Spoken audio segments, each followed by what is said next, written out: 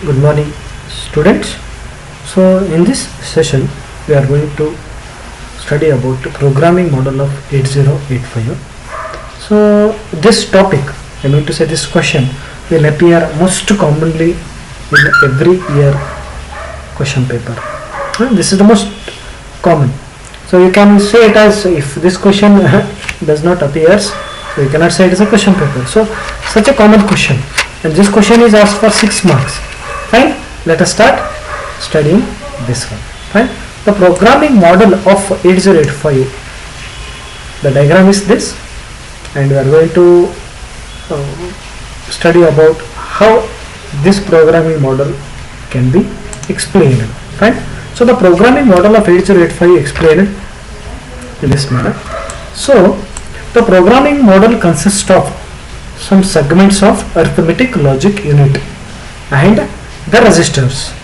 Registers are used to store the information temporarily inside the microprocessor. So these registers can be divided in two types. So the registers of 8085 microprocessors are divided in two types. One is programmable registers, another one is non-programmable registers. The register which we use to write the program are called as programmable registers, where the registers which are not at all used while doing programs, means the user is or the programmer is cannot access the registers, are called as non-programmable registers. So programmable registers are nothing but in 8085 are divided into 6 segments. I mean to say there are 6 general purpose registers to store 8-bit data. To store 8-bit data, and these are identified as register A, B, C, D, E, H, L. So I have written A as an accumulator, and in bracket I have written 8, that is 8-bit, right? I mean to say 1 byte. And flag registers. How many flag registers? How many bits? 1, 2, 3, 4, 5, 6, 7, 8. This is also 8-bit. Then register B is also 8-bit, C is also 8-bit, D is also 8-bit, E is also 8-bit, H is also 8-bit, L is also 8-bit. Fine. So these registers are identified as accumulator B, C, D, E, H and L as shown in this figure. Fine. They can be combined as register pairs. They can be combined as register pairs such as BC, DE, HL. Fine. You cannot combine the registers like BD or CE or EL or DH. The combination should be like this only: BC, DE, HL. When we combine these two registers, what happens? 8 plus 8, it becomes 16-bit. Fine, it becomes 16-bit. So BC 16-bit register pair, DE 16-bit, HL 16-bit. Fine. So to perform 16-bit operations, we have to use these register pairs such as BC, DE and HL. The programmer can use these registers to store or copy data into the registers by using instructions. Which type of instructions? Data copy instructions. So to perform actions or to perform programs, to write programs, to execute programs, the user has to use instructions such as data transfer instructions or copy instructions, different types of instructions to store the data into these registers and perform the task. Fine. So then the next comes stack pointer. In bracket I have written SP, which is abbreviated as SP, stack pointer. Then it is 16-bit, and the next one is program counter, that is PC. It is also 16-bit register. So here data bus is of 8 lines, I mean to say 8-bit. That's why it is bidirectional. So data can come inside then go outside also. But address line is of 16-bit, that is unidirectional data or the address is unidirectional. Look at the arrow mark, it is only one-sided arrow mark, whereas data bus is of bidirectional. The direction is from the both sides. It contains 8 lines. Data bus contains 8 lines. whereas address contain 16 lines. Fine. So we have discussed about the registers B, C, D, E, H, L.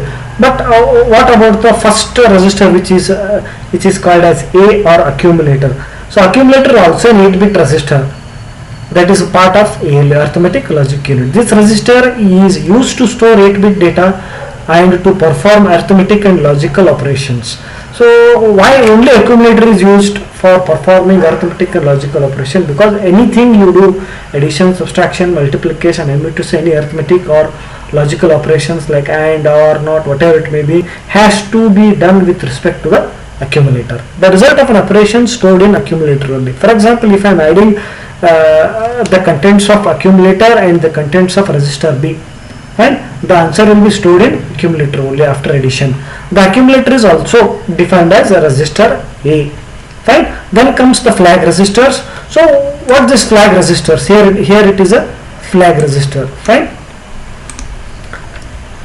These are the flag registers. What are these flag registers? Fine. The flag registers are 5 flags are available in our 8085 microprocessor. So in this only 5 bits are used. Here it is 1, 2, 3, 4, 5, 6, 7, 8. It is 8-bit. But out of this 8-bit only 5 registers are used. That is S, Z, AC, P and CY. So carry flag is at bit B0. Parity flag is at bit B2. Auxiliary carry flag is at bit B4. Z flag is at bit B6. S flag is at bit B7. And next, the explanation. So these flags are either set or reset depending upon the result of the operation. Fine. Then comes next CY, carry flag, first flag, that is at the bit B0. The carry flag will be set whenever the sum is bigger than 8-bit. It may be sum or addition or subtraction is bigger than 8-bit. That is where the carry flag is going to set. That is, there is a carry out of MSB, most significant bit. So when the addition of two 8-bit number results a carry, means if the number is greater than 8-bit, there generates a carry. So to notify that carry, the carry flag will be set. Then comes next parity flag. Parity flag will be set if the number of ones in the result is even. Assume that when we add two numbers which are stored in accumulator and in register B, the result of an operation will be stored in accumulator.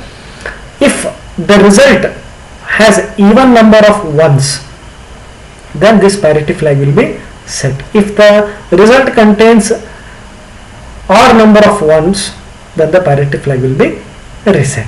Then comes auxiliary carry flag. Auxiliary carry flag will be set if the carry is generated from bit B3 to B4, means from lower nibble to higher nibble, fine, during the arithmetic operation.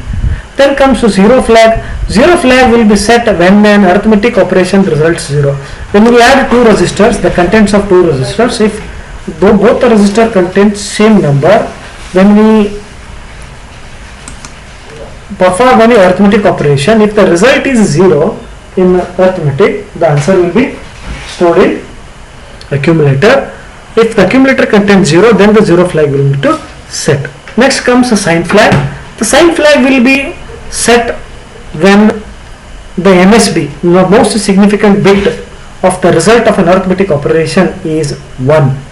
Right? If the bit B7 is 1, then sign flag is going to be set. So I want to just tell you some more thing about the sign flag. If the number is greater than 79, if the hexadecimal number is greater than 79, automatically sign flag is going to set. So number which is 80 or above 80, then the number is that number is nothing but a negative number as per hexadecimal number. That's why sign flag is going to set. Then comes next stack pointer, or first we will take a program counter, that is PC, which is a 16-bit register inside the microprocessor, which initially loaded with the starting address of the program. Right? first of all, the program counter will be loaded with the starting address of the program. So after each instruction has been fetched, the contents of CPU will get incremented automatically. Means as soon as for the first instruction is fetched from the program, the CPU will be incremented. The contents of CPU will be automatically get incremented, so that the program counter always points to the next instruction in the program. Then comes stack pointer. This is also 16-bit register which is used to point to a memory location known as top of the stack. Fine. Then non-programmable registers. So we are done with programmable registers. Then comes non-programmable registers. It is IR, instruction register. Then comes W and Z. Both are 8 bits. Fine.